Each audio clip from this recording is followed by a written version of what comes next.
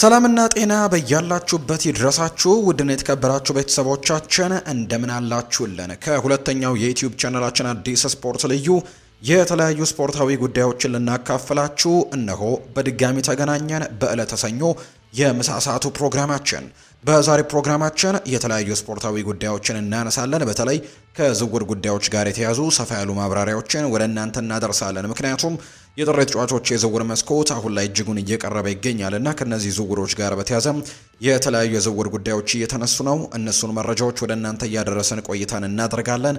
ከማንቸስተር ዩናይትድ፣ ከቸልሲ፣ ከአርሰናል፣ ከሊቨርፑል፣ ከማንቸስተር ሲቲ፣ ከሪያል ማድሪድ፣ ከባርሴሎና እና ሌሎችም የአውሮፓ ታላላቅ ክለቦች ጋር የተያዙ የዝውውር ጉዳዮች እየወጡ ነው። እነሱን መረጃዎች ወደ እናንተ እናደርሳለን። እስከ ፕሮግራማችን ፍጻሜ አብራችሁኝ ቆዩ።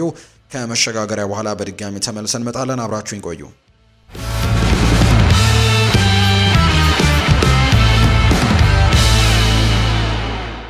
የማንቸስተር ዩናይትድ አሰልጣኝ ሩበን አሞሪም በጥር ተጫዋቾች የዝውውር መስኮት ለጊዜያዊ መፍትሄ ተብለው የሚፈጸሙ ዝውውሮችን እንደማይቀበሉ ግልጽ አድርገው ፖሊሲ አውጥተዋል።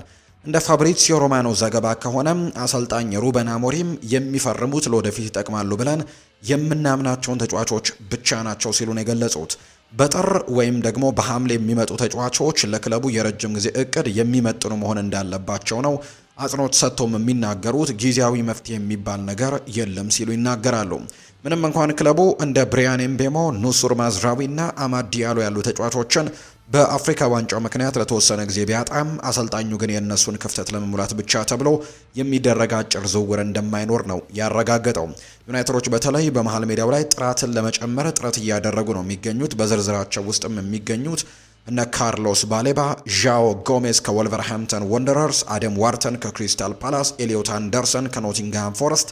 እነዚህ ተጫዋቾች በማንቸስተር ዩናይትድ በጥብቅ የሚፈለጉ ተጫዋቾች እንደሆኑ የሚታወቅ ጉዳይ ነው። ማንቸስተር ዩናይትድ ባለፈው ክረምትም ማታያስ ኩኛህን፣ ቤንጃሚን ሸስኮን እና ብሪያን ኤምቤሞን በማስፈረም ስብስቡን ማጠናከሩ የሚታወስ ነው። አሁንም ክለቡ ወደ ቻምፒየንስ ሊግ ለመመለስ በሚያደርገው ጉዞ አሰልጣኙን ለመደገፍም ዝግጁ መሆኑን የክለቡ አመራሮች ገልጸዋል። ሩበን አሞሪም በስሜት ከመገፋፋት ይልቅ በእቅድና በስትራቴጂ መመራትንም ይመርጣሉ ነው እየተባለ የሚገኘው። ስለዚህም ማንቸስተር ዩናይትድ በጥር ተጫዋቾች የዝውውር መስኮት ጊዜያዊ መፍትሄ ሳይሆን ካስፈረሙ እንኳን ቋሚ ለረጅም ጊዜ ማገልገል የሚችሉ ተጫዋቾችን ማምጣት ላይ ትኩረት እንደሚያደርጉ ነው አሰልጣኝ ሩበን አሞሪም ፖሊሲውን እንዳወጡት የተነገረው።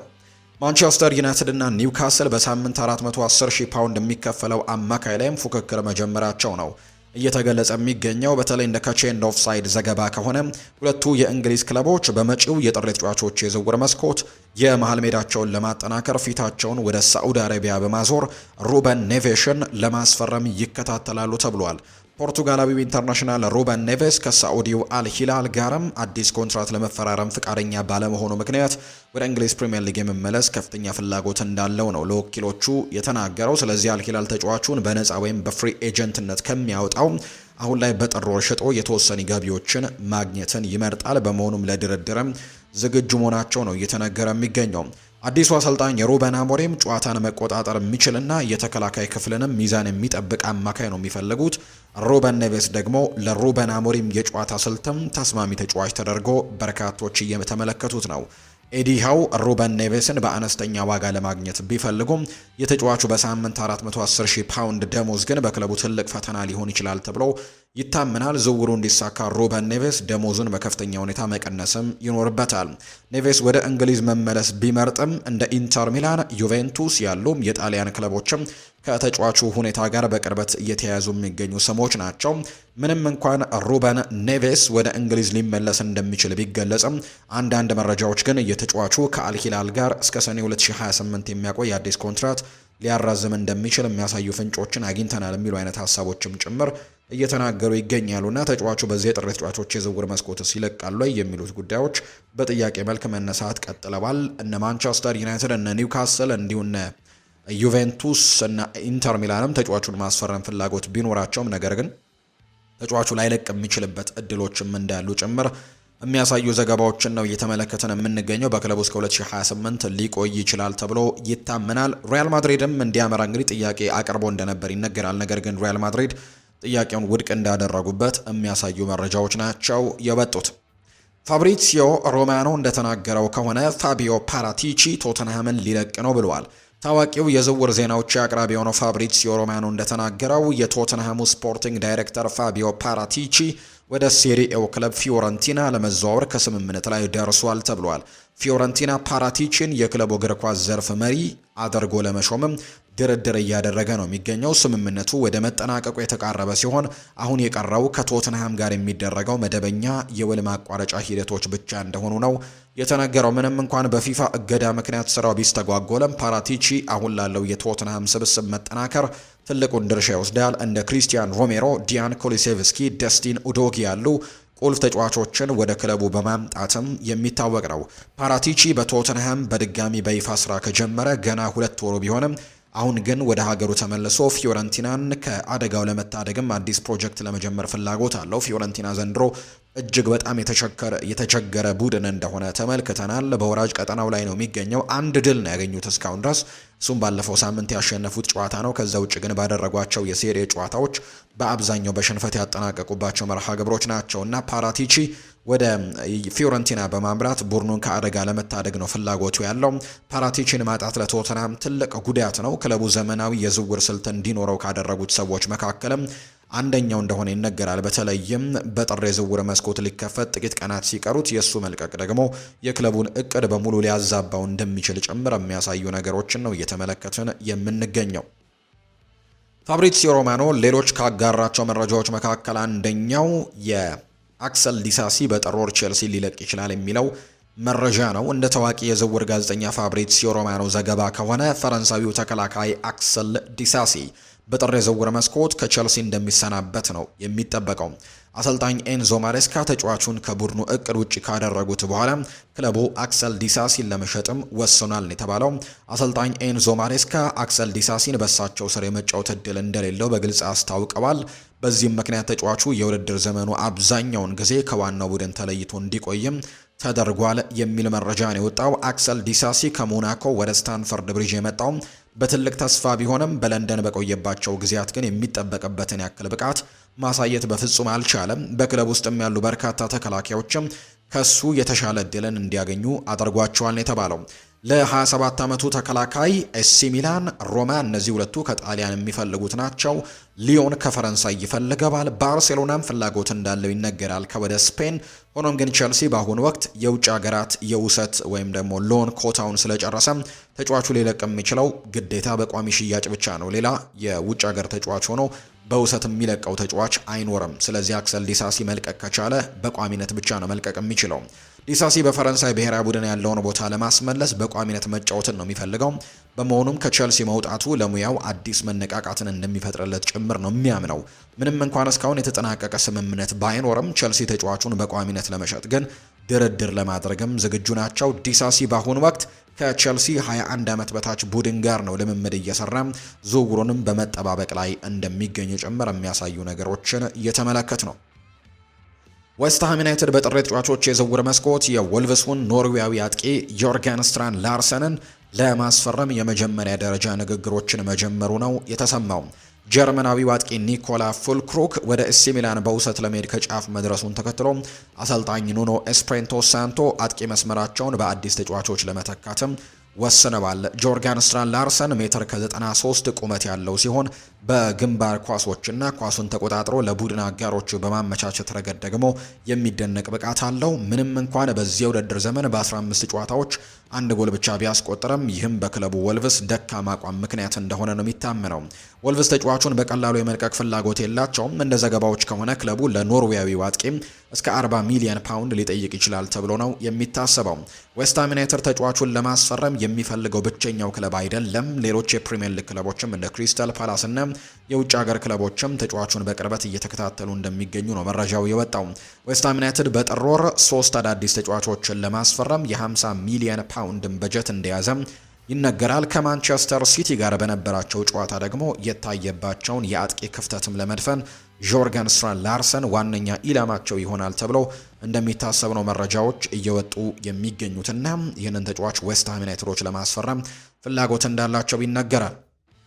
የአርሰናሉ አሰልጣኝ ሚኬል አርቴታ አማካዩ ዴክላን ራይስ በዚህ የውድድር ዘመን ለአርሰናል እያበረከተ ያለው ከፍተኛ ተጽዕኖና እያሳየ ያለው ድንቅ ብቃትን በድጋሚ አድንቀውታል። አርቴታ ለጋዜጠኞች በሰጠው መግለጫም እንዲህ ነው ያለው። ዴክላን ራይስ በድጋሚ የማይታመን ብቃትን ያሳየው፣ አጠቃላይ አጫወቱ በሜዳ ላይ ያለው መሪነትና ተቀናቃኝ ዘንድ ደግሞ እየቀማና እኛ እንድናጠቃ የሚያደርግበት ወዲያው ፓሶቹ ደግሞ በጣም የሚደነቁ ናቸው። ዘንድሮ በጣም ወጥ የሆነ ወይም ኮንሲስተንት የሆነ ብቃትን እያሳየ ይገኛል። ለእኛ ትልቅ ተጫዋች ነው ሲል ነው አርቴታ የሚናገረው። ዴክላን ራይስ በ105 ሚሊዮን ፓውንድ ወደ ሰሜን ለንደን ማምራቱ የሚታወስ ቢሆንም አሁን ላይ እያሳየ ያለው ብቃት ግን ያ የዝውውር ዋጋው በጣም ርካሽ እስከሚመስል ድረስ ውጤታማ ሆኗል። ዴክላን ራይስ የተቃራኒ የቡድን ጨዋታን በማቋረጥም ኳስን በመቀማትና ወዲያውኑ ወደ ማጥቃት በመቀየር ረገድም የአርሰናል የጨዋታ ስልት መሰረት እንደሆነ ጭምር ነው የሚነገረው። ዘገባው እንደሚያመለክተው በዚህ የውድድር ዘመን ዴክላን ራይስ ከማንቸስተር ሲቲው ኤርሊንግ ብራውት ሃላንድ ጋርም በሊጉ እኩል ምርጥ ብቃትን እያሳዩ ካሉ ተጫዋቾች አንደኛው ነው።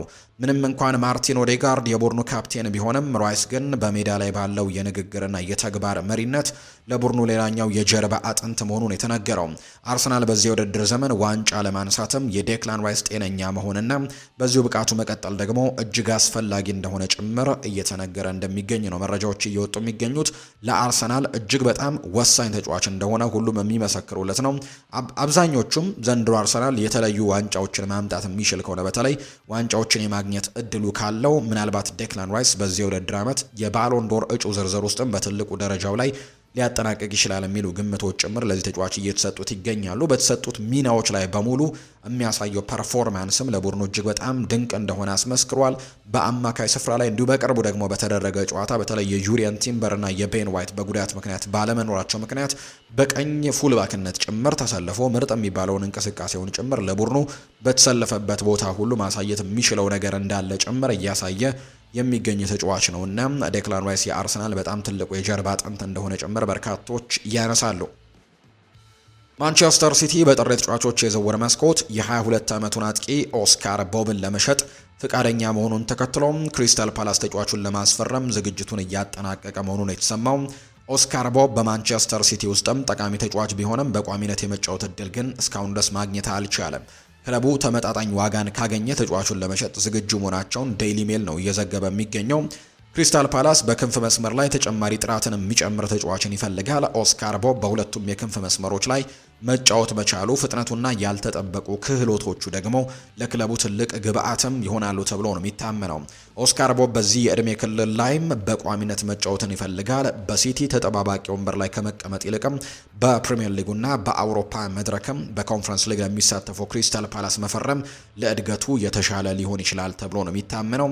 ክሪስታል ፓላስ ከኦስካር ቦብ በተጨማሪ የቶትናሙን አጥቂ ብሬነን ጆንሰንንም ለማስፈረም እንቅስቃሴዎችን ጀምረዋል። ማንቸስተር ሲቲ ለተጫዋቹ ከፍተኛ ዋጋ ይጠይቃቸዋል ተብሎ አይታሰብም። ምክንያቱም እንግዲህ ይህንን ተጫዋች ለመሸጥም እንግዲህ ትልቅ ምክንያት ይኖረዋል ተብሎ ይታሰባል። ምክንያቱም አሁን ላይ በክለብ ውስጥ አንቷን ሴሜኒዮንም ለማምጣት እንቅስቃሴዎችን ጀምረዋል እና አንቷን ሴሜኒዮ የሚመጣ ከሆነ ደግሞ ማንቸስተር ሲቲ ይህንን ተጫዋች በተለይ ኦስካር ቦብን የማሰለፍ እድሉ እጅጉን እየጠበበ የሚመጣበት እድል እንዳለ እየተገለጸ ይገኛልና በእነዚህ ምክንያቶችም እንግዲህ ከተነሳን አይቀር ይህ ተጫዋች በማንቸስተር ሲቲ ቤት የመሰለፍ እድሉ እጅግ ጠባብ ይሆናል ተብሎ ስለሚታሰብ በቀጣይ ክለቡን ለቆ የመውጣት እድሉ ሰፊ ይሆናል ተብሎ እየተነገረ ነው። ነገር ግን እንደ ሌሎቹ በጣም ተስፈኛ ከነበሩ ተጫዋቾች ማንቸስተር ሲቲ በሌሎች ክለቦች ሄደው በጣም ትልቅ ኮከብ እንደሆኑና አሁን ማንቸስተር ሲቲ እየተቆጨባቸው የሚገኙ ተጫዋቾች ያሉን እንግዲህ ኮል ፓልመርን ማንሳት ይቻላል። ቼልሲ የሚገኘው እነ ሮሚዮ ላቪያ ምንም እንኳን ጉዳት ቢያጠቃውም ከዛ ውጪ ደግሞ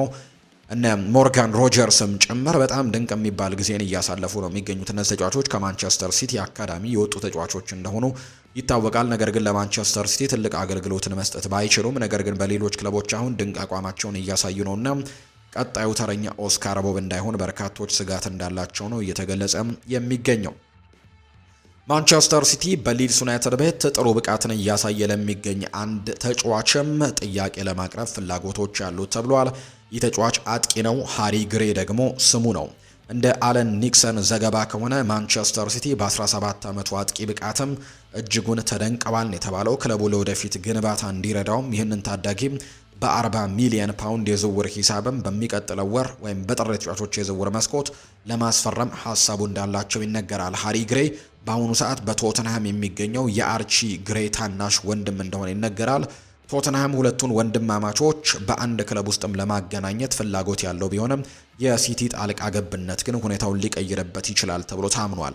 ሊድስ ዩናይትድ እንደ ሃሪ ያለ ተሰጥኦ ያለው ተጫዋችን በቀላሉ መልቀቅ ባይፈልጉም ሲቲ የሚያቀርበውን ከፍተኛ የገንዘብ መጠን ግን ክለቡን ሊፈትንባቸው እንደሚችል እየተገመተ ነው። ወደ ሲቲ ማምራት ለወጣቱ አጥቂ እንግዲህ እንደ ፔፕ ጓርዲዮላ ካለ ምርጥ አሰልጣኝ ጋር የመስራትና ከዓለም ኮከቦች ጋርም አንድ ላይ የመጫወት ትልቅ እድልንና ትልቅ ትምህርትንም ሊሰጠው እንደሚችል ይነገራል። ሃሪ ግሬ ከታዋቂው የሊድስ የግሬ ቤተሰቦች የአንዲ ግሬ የልጅ ልጅና የአንዲ ግሬ ልጅ የተገኘ መሆኑ ዝውውሩን በሊድስ ዩናይትድ ዘንድም ከፍተኛ ትኩረት እንዲያገኝ ጭምር እንዳደረገው የሚያሳዩ ነገሮች ያሉት፣ ነገር ግን ማንቸስተር ሲቲ ይህንን ተጫዋች ለማስፈረም ጠንክሮ እየሰራ የሚገኝ ቡድን እንደሆነ የሚያሳዩ መረጃዎች ናቸው እየወጡ የሚገኙትና በቀጣይ የዚህ ተጫዋች ዝውውር ወደ የትኛው ክለብ ይሆናል የሚለው ጉዳይ የሚወሰን ነው የሚሆነው።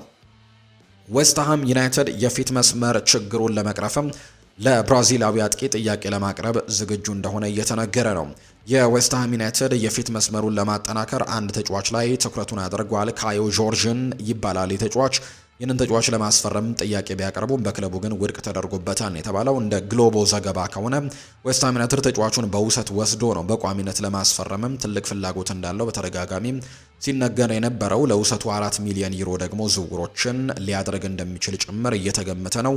ውድቅ የተደረገበት ምክንያት ደግሞ ተጫዋቹን ለመልቀቅ ክለቡ ፈቃደኛ ባለመሆኑ ነው። ቢያንስ ከ25 ሚሊዮን ዩሮ በላይ እንደሚፈልግም ተገልጿልና ዌስትሃም በቀጣይም የተሻሻለ ዋጋን ይዞ እንደሚመጣም ይጠበቃል። ይህ ተጫዋች እንግዲህ በብራዚል ሻምፒዮና ላይ ድንቅ ብቃትን እያሳየ የሚገኝ ሲሆን ቀደም ሲል በጣሊያኑ ዩቬንቱስም ለመጫወት ልምድ ያለው በ2025 የውድድር ዓመትም በብራዚል ሊግ ከፍተኛ ጎል አስቆጣሪ በመሆንም የሊጉን የወርቅ ጫማ ያሸነፈው ይኸው ተጫዋች ነውና ጥሩ ዝውውር ይሆንላቸዋል ተብሎ ታስቦ ነበር። ነገር ግን የመሆን እድሉ ጠባብ ነው። ክለቡ በፕሪሚየር ሊግ በወራጅ ቀጠና ውስጥ 18ኛ ደረጃ ላይ የሚገኝ መሆኑ ዌስትሃም ዩናይትድ ጎል ማስቆጠር የሚችል አይነት አጥቂን ማምጣት ይኖርባቸዋል። ይህንን ለማድረግ ደግሞ ከወደ ብራዚል ተጫዋቾችን እየመለመሉ ይገኛሉ። አንደኛው ይሄ ተጫዋች ቢሆንም ነገር ግን ዋጋው ከፍ እንዳለባቸው ነው የተገመተው። ካዮ ጆርጅ ወደ እንግሊዝ ፕሪሚየር ሊግ መምጣት እንደሚፈልግ ግን ምንም ጥያቄ የለውም። ምክንያቱም ትልቅ ሊግ ነው። በዚህ ሊግ ውስጥ ራሱን ለማሳየት መሞከር ደግሞ ለተጫዋቾች በጣም የሚፈልጉት ነገር እንደሆነ በርካቶች ያምናሉና የዚህ ተጫዋች ቀጣይ ዝውውር ወደ የትኛው ክለብ ይሆናል የሚለው ጉዳይ በቅርቡ ይወሰናል ተብሎ እንደሚጠበቅ ነው ዘገባዎች የሚያሳዩት። ነገር ግን ተጫዋቹ ወደዚህ ክለብ መቀላቀል ትልቁ ዓላማው እንደሆነ የሚያሳዩ ነገሮችን ግን እየተመለከትን እንገኛለን። ቸልሲ የጌንኩን አማካይ ኮንስታንቲኖስ ካሬትሳስን ለማስፈረም ከፍተኛ ፍላጎት እንዳለው የሚያሳዩ መረጃዎች እየወጡ ነው። ይህ እንግዲህ የ18 ዓመት ቤልጅየማዊ በቤልጅየም ሊግ አስደናቂ አቋምን እያሳየ እንደሚገኝ ነው በርካቶች የሚያነሱት። በመላው አውሮፓም ትልቅ ግምት የሚሰጠው ተጫዋች ነው። እንግዲህ የክለቦች ፉክክርም በትልቁ እየታየ ነው። በተለይ እንደ ቲም ቶክ ዘገባ ከሆነ አርሰናልና ሊቨርፑል ተጫዋቹን በቅርቡም እየተከታተሉት ይገኛሉ። ሆኖም ግን ቼልሲ ወጣት ተሰጥኦችን የመሰብሰብ ስልቱን በመጠቀም ወደ ራሱ ለመውሰድም በትልቁ እንቅስቃሴዎችን እያደረገ ነው። ካሬትሳስ በአጥቂ አማካኝነት መጫወት የሚችል ሲሆን እንዲሁም በከንፍ መስመር ላይም መጫወት ይችላል። ከፍተኛ የቴክኒክ ብቃትና የፈጠራ ችሎታም ያለው በመሆኑ ልዩ ተብሎም እየተወደሰ ነው። የወጣት ተጫዋች በያዝነው የ2025-26 የውድድር ዘመን እጅግ አስደናቂ ቁጥሮችን እያስመዘገበ ነው የሚገኘው። በሁሉም ውድድሮች 28 ጨዋታዎችን አድርጓል። 2 ጎሎችን አስቆጥሮ 10 ለጎል የሆኑ ኳሶችን ደግሞ አመቻችቶ አቀብሏል። በአሁኑ ሰዓት የዝውውር ዋጋውም 28 ሚሊዮን ዩሮ አካባቢ እንደሆነ ነው የሚገመተው። ካሬትሳስ ወደ እንግሊዝ ፕሪሚየር ሊግ ማምራቱ አስደሳች ቢሆንም ጥንቃቄ የተሞላበት ምርጫ ማድረግ እንዳለበት ግን ይነገራል። እንደ ቼልሲ ባሉ ትልልቅ ክለቦች ተጠባባቂ ወንበር ላይ መቀመጥ ለወደፊት እድገቱም እንቅፋት ሊሆንበት ስለሚችል በቋሚነት የመጫወት እድልን የሚያገኝበትን ክለብ መምረጥ ይኖርበታል ተብሎ እንደሚታሰብ ነው መረጃዎች እየወጡ የሚገኙት። ኤቨርተን ከሊድስ ዩናይትድ ጄደን ቦግዶልን ለማስፈረም የተከላካይ ክፍሉንም በጥራት ለማሳደግም ትልቅ እንቅስቃሴ መጀመሩ ተነግሯል። እንደ ፉትቦል ኢንሳይደር ዘገባ ከሆነ ኤቨርተን ጥራት ያለው የቀኝ ተከላካይ ለማግኘት ነው የ25 ዓመቱን ቦግልን ለማስፈረም እንደ ዋነኛ ኢላማ አድርገው የሚመለከቱት። የክለቡ ስካውቶች ተጫዋቹን አዘውትረው ሲከታተሉት የነበረ ሲሆን ባሳየው ብቃትም መደሰታቸው ነው የሚነገረው። የዝውውር ከተሳካ በግል የተጫዋች ለክለቡ እንግዲህ አንጋፋ ተጫዋችና ሌጀንድ ለሆነው ሴመስ ኮልመንም ተተኪ ይሆናል ተብሎ በርካቶች እየጠበቁት ነው። የተጫዋች ሊድስን ከተቀላቀለ በኋላ ለቡድኑ እጅግ ወሳኝ ተጫዋች መሆኑን በተደጋጋሚ አስመስክሯል። ኮንትራቱም በቅርቡ እንግዲህ የሚጠናቀቅ ነው። እስከ 2028 ድረስ የሚቆይ ነው። ሊድስ ተጫዋቹን በቀላሉ የመሸጥ ግዴታ ግን አይኖርባቸውም። ምክንያቱም ጥቂት ዓመታትን በዛ ክለብ ውስጥ ማቆየት ምርጫቸው ነው። ስለዚህም ኤቨርተን እሱን ለማግኘት ምናልባት ሊድስ ዩናይትድ የሚስማማውን አይነት ገንዘብ ማቅረብ ግዴታ ውስጥ ይገባሉ። ሊድስ ዩናይትድ በሊጉ ለመቆየት በሚያደርገው ትግል ውስጥ እንደዚህ አይነት ተጫዋቾችን መልቀቅ ከባድ ሊሆንባቸው ይችላል። በጥር የዝውውር መስኮት ማጣቱም በጣም ትልቅ ድክመት ስለሚሆንባቸው ክለቡ ይህንን ውሳኔ ይወስናል ተብሎ አይጠበቅም። ምናልባት በክረምቱ ይህንን ተጫዋች የማስፈረም እድልን ለኤቨርተን ሊሰጡ ይችላሉ። ከዚህ በተጨማሪ ግን ኤቨርተን እና ሊድስ ዩናይትድ 40 ሚሊዮን ዩሮ በማውጣትም አንድን የላሊጋ ኮከብም ለማስፈረም ፉክክር መግባታቸው ነው እየተገለጸ የሚገኘው። ውድና የተከበራችሁ ቤተሰቦቻችን ከሁለተኛው የዩቲዩብ ቻናላችን አዲስ ስፖርት ልዩ ለዛሬ ያዝንላችሁ አዳዲስ ስፖርታዊ ጉዳዮቻችን እነዚህን ነው የሚመስሉት። ስላደመጣችሁን ቆይታችሁን ከኛ ጋርም ስላደረጋችሁ እጅግ ከልብ አድርገን ነው የምናመሰግነው። ከሁለተኛው የዩቲዩብ ቻናላችን ለዛሬ ያዝንላችሁ ፕሮግራም ይህንን ይመስል ነበር። በቀጣይ ፕሮግራሞቻችን ሌሎች ስፖርታዊ ጉዳዮችን ይዘን ደግሞ በድጋሚ ተመልሰን የምንገናኝ ነው የሚሆነው። ለዛሬ ግን ስላደመጣችሁኝ ከልብ አድርጌ አመሰግናችኋለሁ። በቀጣይ ፕሮግራሞቻችን ሌሎች ርዕሰ ጉዳዮችን ይዘን በድጋሚ ተመልሰን እንገናኛለን። የዝውውር ጉዳዮችን ሰፋ አድርገን በቀጣዮቹ ፕሮግራሞችም ወደ እናንተ የምናደርስ ነው የሚሆነው። ፉአድ ባህሩ የዛሬውን ፕሮግራም ስመራ ከእናንተ ጋር ቆይታን አደረግኩኝ። ለዛሬ ግን እዚህ ጋር አበቃን። መልካም ጊዜ እንዲሆንላችሁ እመኛለሁ። ሀሳብ አስተያየቶቻችሁን ኮሜንት ቦክስ ላይ አጋሩን። ቪዲዮአችንን ላይክ፣ ቻናላችንን ሰብስክራይብ እያደረጋችሁ ከኛ ጋር ቆይታን ያደረጋችሁ በሙሉ ደግሞ ላቅ ያለ ምስጋናችንን ለእናንተ ማቅረብ እንወዳለን። መልካም ጊዜ እንዲሆንላችሁ ነው በአክብሮት የምመኘው።